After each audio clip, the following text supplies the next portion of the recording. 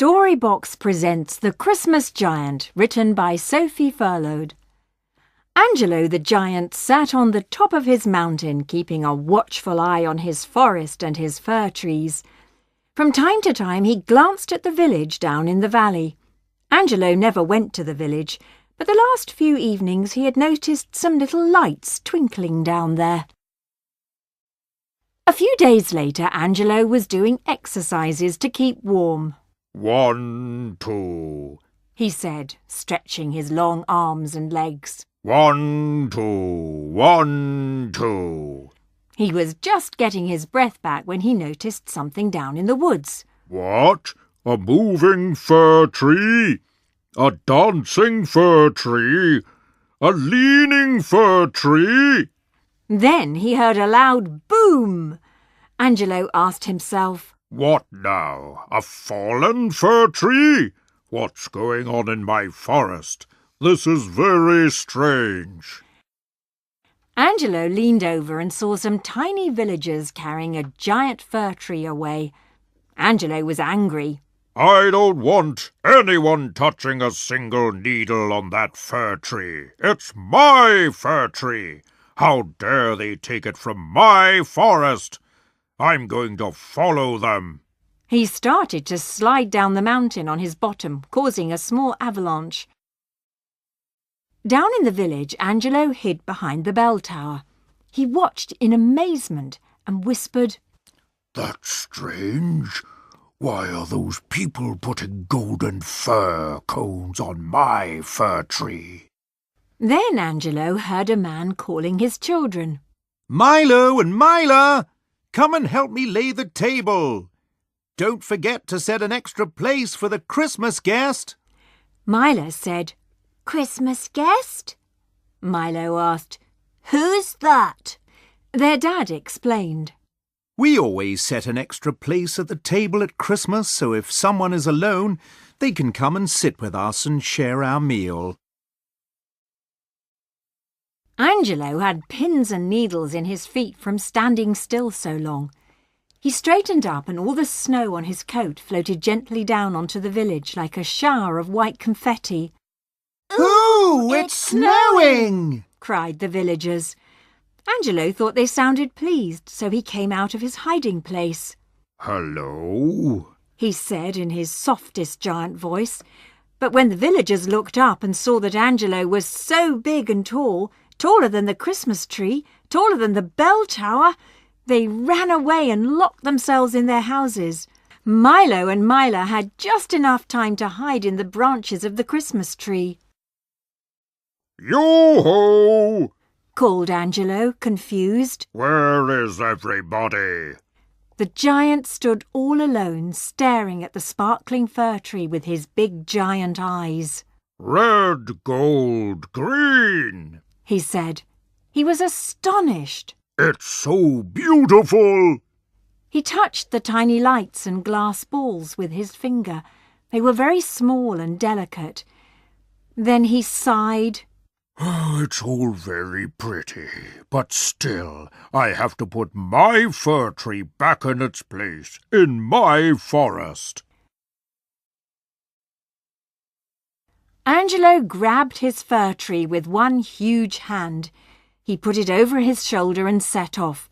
He didn't notice that Milo and Mila were hidden in the branches. As he walked, Angelo suddenly heard a little voice singing, Oh, Christmas tree, how lovely are your branches. The giant stopped in surprise. That's strange. Now my fir tree is singing. He shook the tree and listened carefully to see if it was still making music. Milo and Mila held on as tight as they could. Oh, it's not singing anymore, said Angelo, feeling disappointed. Okay, he said, and he went on his way.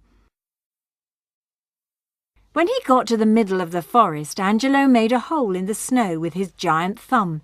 He planted his tree and said, That's where you should be, standing tall and straight. Then he wiggled the tree around to make sure it was firmly in the ground. Milo and Mila could not hang on any longer. They fell, plop, plop, into the snow like two pine cones. They were so scared of the giant that they couldn't shout or run away. Angelo screwed up his eyes to see them better. Who are you? He asked in his big giant voice. Then more quietly he added, Oh, you are children. Angelo blew on Milo and Mila to get the snow off them. Hey, we're getting blown away, said Mila. Ploosh, she fell flat on her back, and ploosh, so did her brother. That made the giant laugh. Ha, ha, ha! Milo and Mila felt better, and they started laughing too. It was a cold, frosty night in the forest. Angelo, Mila and Mila looked at the starry sky and the decorated fir tree. What's going on today?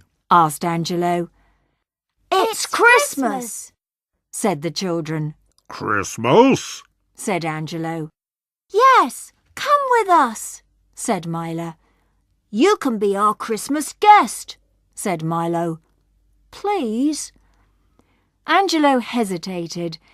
Then he said, All right, I'll come with you, and I'll bring my fir tree. Down in the village, everyone was worried. Milo and Mila had disappeared, and so had the Christmas tree. What if the giant had taken them? Suddenly, they heard a little voice, high above their heads. Yoo-hoo! Here we are! Look, we found a Christmas guest. Then out of the dark night came Milo and Mila sitting on Angelo's shoulder. The villagers crowded round the giant, who almost forgot he was a giant, even if he still had to be careful not to step on anyone with his big feet. The villagers brought a table out by the fir tree so their Christmas guest could join them. Angelo, Milo, Mila and all the villagers ate together round the table.